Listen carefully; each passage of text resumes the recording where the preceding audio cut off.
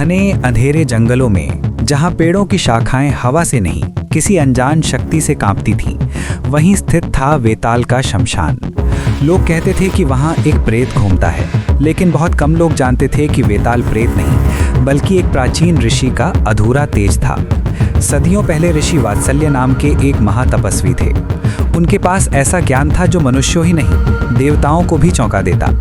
पर एक दिन राक्षसों ने उनके आश्रम को नष्ट कर दिया और ऋषि ने देह त्यागते समय प्रतिज्ञा की कि जब तक अन्याय जीवित है, मेरा चैतन्य मिटेगा नहीं। समय बीता, उनकी देह भले चली गई, पर मन और तेज पृथ्वी पर ही रह गया, और उसी तेज को लोग वेताल कहने लगे। वेताल शरीरधारी नहीं था, पर उसका उद्देश्य स्पष्ट था, सत्य का संरक्षण। कई वर्षों बाद उस जंगल में एक जिज्ञासु युवराज भटक गया। वह रात भर रास्ता खोजता रहा, पर हर दिशा उसे उसी शमशान पर ले आती। अचानक एक हवा का झोंका उठा और एक आवाज गूंजी, डरो मत राजन, तुम यहाँ से भाग नहीं सकते, पर सीख कर जा सकते हो। युवराज ने पीछे मुड़कर देखा। एक काला धुंधला आकृति, पर उसकी आंखें तेज से चमक रही थीं। वह वेताल था।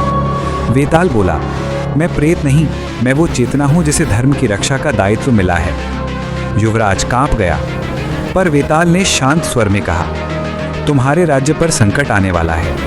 रक्तपात नहीं, बुद्धि ही तुम्हें विजय देगी। वेताल ने आगे बताया, राजा पर विश्वासघात करने वाले वही लोग हैं जिन्हें वह सबसे अधिक भरोसा करता है। अगर तुम चुप रहोगे, राज्य नष्ट होगा।